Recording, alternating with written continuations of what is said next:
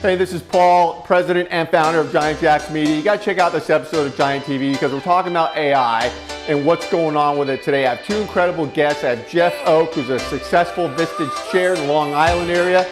I've got Ross Hartmann, who is the founder of Kiingo AI.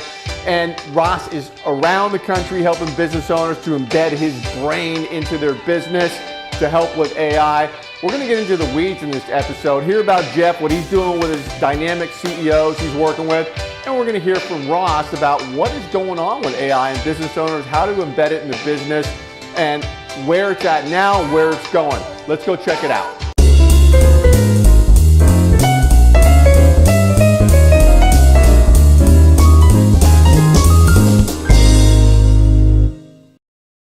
Hi, everybody. This is Paul Hitchcock, founder and president of Giant Jaxx Media. Thanks for jumping on Giant TV. Really excited for my two guests today. I have Ross Hartmann, who is the founder of Kiingo AI and a Vistage speaker. Welcome, Ross.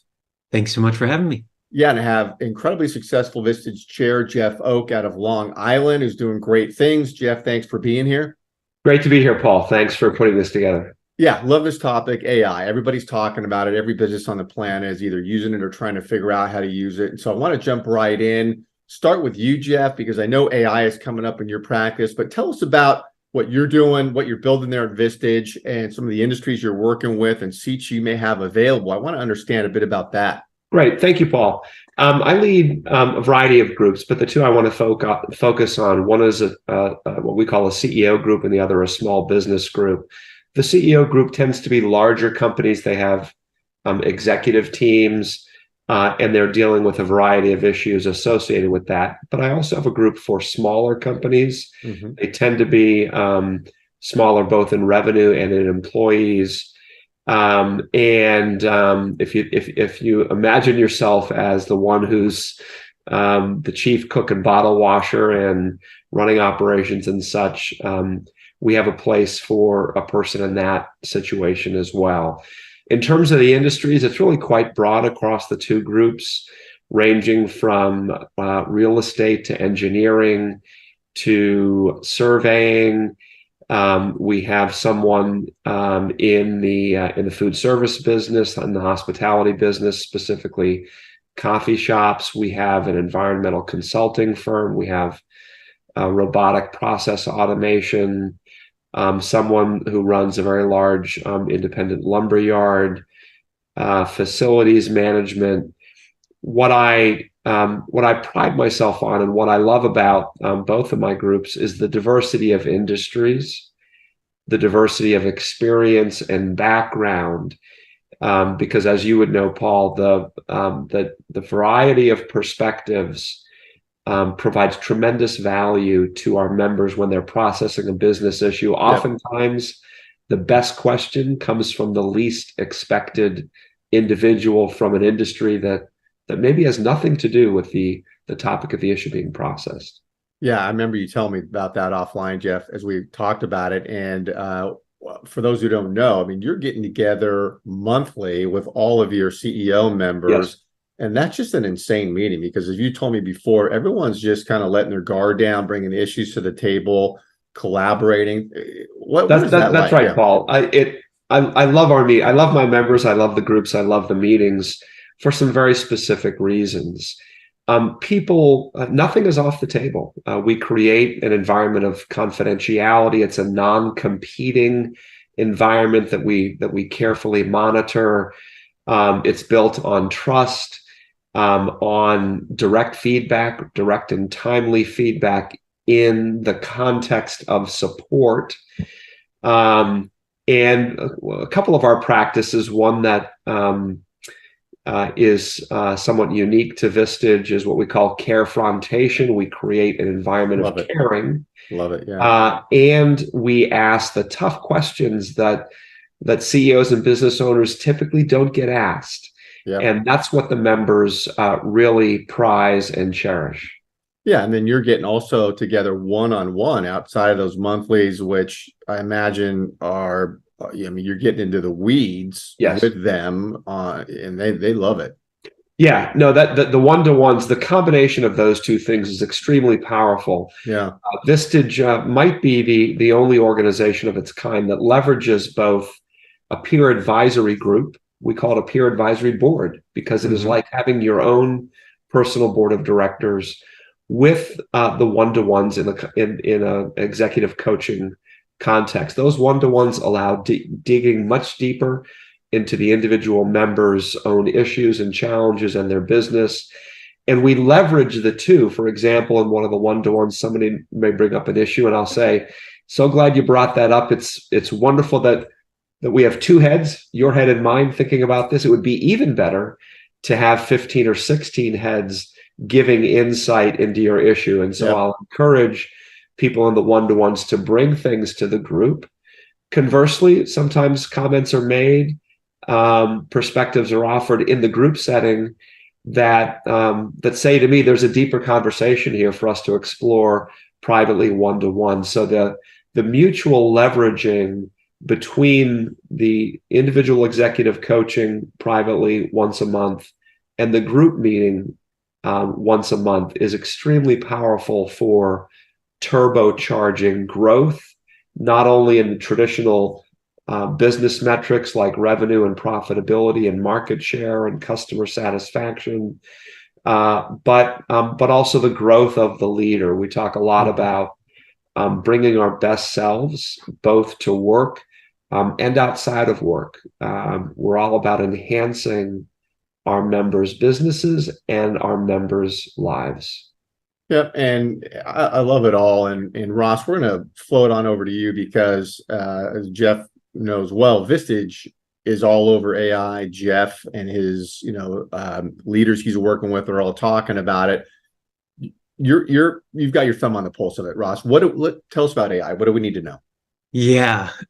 So AI, obviously, it's something that's really taken off this year, a little bit of last year, but it's been around for a long time. But kind of what does it allow us to do? What new things does it allow us to do? Well, you might know, basically, it can help us respond to emails and draft emails and create blog posts, but that's really just scratching the surface if you're kind of familiar with what AI can do. So it can start to automate a lot of the routine tasks that we have as well. So if you have customer support or you have an internal IT desk, the AI can serve to make decisions as part of our automation workflows, essentially. So it can read emails, classify them, tag them, move them from here to there, really do that automation workflow, which is where we start to get huge benefit. But then, in talking to Vistage members and Vistage companies, there's so many industry specific things that they're looking to AI to do. So, with construction, they're looking to AI for takeoffs. They're looking to it for estimation for the bidding process. So we can look at the actual costs of previous projects that align with this project's requirements, draw parallels, and then start to go through the quoting process itself, which is truly amazing. You can see that in architecture. You can see the value that it can provide in organizing and filing documents in accounting, for instance, or any sort of HR, any sort of tax, anything that has a lot of documents, which is almost every company, right? Yep. I like to say, think about where your problems are in your business, and then we can probably find a place for AI to help solve them. So start with the problem first, and then we can move to AI. Yeah. And Ross, how do businesses get involved in AI? I mean, I know you've talked about this before, but where do they start? What do they do? Yeah, it's kind of funny because most people, when they've heard of ChatGPT, for instance, and then they're just like thinking, oh, it's nice. It can write some poems. It can, maybe make a coloring book or something. But it's just way beyond that. How do you get involved? I mean, the first thing I recommend is to just get it yourself. And I recommend GPT-4. So it's the paid version of OpenAI's ChatGPT. I really recommend getting that because it is just top of the line. There's no other model or language model AI that can beat GPT-4 at the moment. So Google says that they're going to be coming out with a new one that's going to beat that. We'll see if that's true. But just get access to GPT-4, the paid version yourself. It's $20 a month, and start playing with it. See where it can start to speed up your workflows. A quick litmus test for where I find it to be most valuable is things that are hard to do but easy to verify. So for instance, writing a memo to your entire company, maybe that takes you 30 minutes because you're trying to labor over the language. You want to make sure you really get this right, especially if it's on an important topic. It's so much easier to have an AI draft that first, and then you can go in and edit it. So get the technology, make use of it, learn a bit about it. And then once you're kind of beyond that, start looking into what's called prompt engineering. So prompt engineering is the process of learning what to put into the AI in order to get the most out of it. And most of the time, you can just talk to the AI like it's a human, and you'll tend to get pretty good responses. But for that last 20% of efficiency that you can extract, you would definitely want to look up prompt engineering. Yeah, and it's interesting because real life example is you and I are working on a project for one of my businesses. We're rolling out a new business, and as an example, Jeff, this is incredible because launching new companies, we need to get messaging out to a huge network of people. Well, then they come in, they respond to the email. We're going to have an automated bot that's going to be able to answer questions for them. And then if they're interested, they can fill out a form. We'll have a proposal generated automatically that goes out to them and they can sign up. So we're right now working on processing this whole thing out. Every step of it. It's fascinating. And just before I was talking to Ross, if I was doing this before, it was just insane. I had to try to connect together, the labor involved. We freed up a couple team members, hugely by automating, had gone in there and manually done a lot of stuff. So just as an example of what it can do. And Jeff, I was going to ask you, as the industries you're working with, what sort of questions are coming up about AI? Are you finding members are using it, not using it? What are they trying to figure out? I think so. We have a range of industries. We have some very, very tech savvy industries of the group, and some very at the opposite end of the spectrum. Direct human service, the lumberyard I mentioned, a coffee shop. I'm not saying that those things have no technology, but just by comparison, they're in a different place. And I think there's widespread interest in what does AI mean? How is it going to impact me externally? How might I deploy it internally in a way that preserves the value proposition of my business traditionally understood? People know the value proposition of what they've been doing for decades, and they know the customer response, et cetera. And they don't want to lose the good aspects of that, even as they think about deploying it.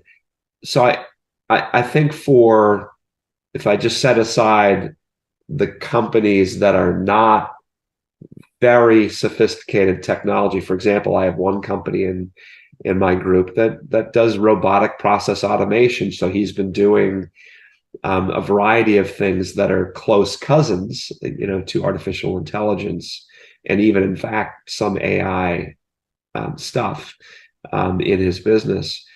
And so he's certainly looking at in a very different way than the coffee shop or the lumber yard or the facilities maintenance, facilities management.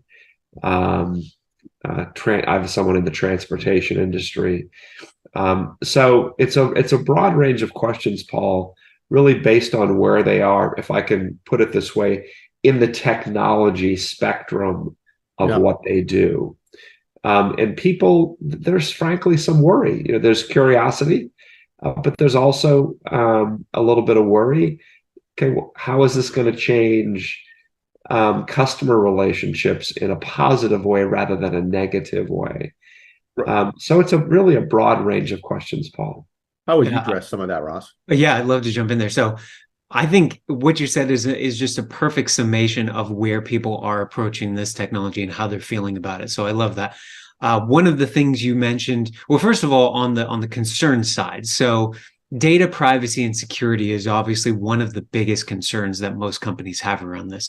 And so you also mentioned, how do I actually go about integrating this technology, which is another huge concern or a big question. So a couple of things you can do to get the functionality and also maintain security and privacy. A few different options. One is to basically deploy an AI, a connection between your data and the AI in a secure way. So as long as you have the necessary cybersecurity things in place, like SSL and encryption and your connections and everything, you should be good. But what you essentially do is allow the AI to talk to your data or to ask questions of it and to extract data insights. And that's where it starts to become incredibly valuable. But what you can do beyond this is you can actually deploy a commercialized AI model to your company's cloud infrastructure. So if you're using Azure, for instance, you can deploy OpenAI's GPT 3.5 or 4. If you're on Google Vertex, you can deploy Palm 2. Or if you're on if you're on Google Cloud, you can deploy via Vertex, Palm 2. And if you're on AWS, you can deploy via AWS Bedrock. And what that allows you to do is have the model on your intranet to the point where your data doesn't actually leave your intranet. It doesn't go out over the internet. So for companies that really need that security and privacy, and I'll just be honest, most companies don't practically need that. But if you're in, medicine, you're a military contractor, law firm, then you need that super intense security, you probably want to deploy them together. And then, the next level beyond that is even potentially deploying an open source model, which is not a commercialized AI model, but it allows you to have complete kind of control over the model and who might be using it. But it does require more technical sophistication in order to maintain it and to update it. Right. So that's the concern around there. And then one of the other concerns is, how can this help me with my clients and how is this going to improve experience? I just want to say from an interesting study that I saw recently, where they had doctors on one side and AI on the other side providing diagnoses for patients, and then also just talking to them throughout the process. Well, the AI actually diagnosed more accurately than the doctors did. And then additionally, the patients rated the AI as having a better bedside manner. So when we're talking about customer experience, I think it's going to be a better customer experience as long as you implement it correctly and are using best practices. Yeah. And another question that I sometimes hear, not just in my group, but in my group and then beyond it, is, how do I know when I'm talking to a real person and when I'm talking to a computer? And just give me transparency as it relates to that, so I know. Yeah, and that's fair. I think a lot of that transparency is going to be key, because OpenAI even admitted there is no clear way, there's no 100% consistent way to tell the difference between something that's AI generated versus human generated. We have now entered that phase, which is pretty wild, honestly. Wild, right. Right. Yeah, we've talked about before, there's some sites up like in TikTok and others that have these AI generated Hollywood people. Now they let you know it's AI generated, but you cannot tell the difference. The voice, the look, the mannerisms, it's really amazing. Yeah. It really is. And I mean, this is a different conversation, but when we want to talk about some of the new features that are coming out, ChatGPT, for instance, you can now talk to it on your phone. And I mean, literally talk to it. So I was just having a conversation with it last night. I would just speak, and then it would respond back in a human voice in real time. And we were having a back and forth conversation. And then it can also generate images. It can recognize images and read, instructions. It can write its own code. It is, again, the surface level just doesn't even touch what's possible here. You know what it cannot do, Ross, is change babies' diapers. That is accurate. However, Ross is about to have a baby. Ross about to have a baby. I am. Okay. And unfortunately, the robots are not going to be ready in time for me. But they're working on some really amazing in-home robots that I suspect will hit the market in the next few years. That's right. We don't need to go any deeper on the diaper front. No, please, no.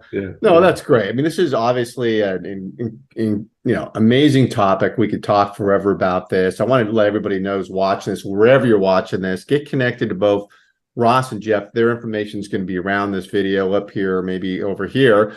Find out what Jeff's doing with his groups. I know, Jeff, you have some seats open for your group. Yes. So someone wants to talk to you about that. And Ross, get one-on-one with him if you want a strategy session. And so appreciate it, both of you. Look forward to following the progress, and we'll see you here again.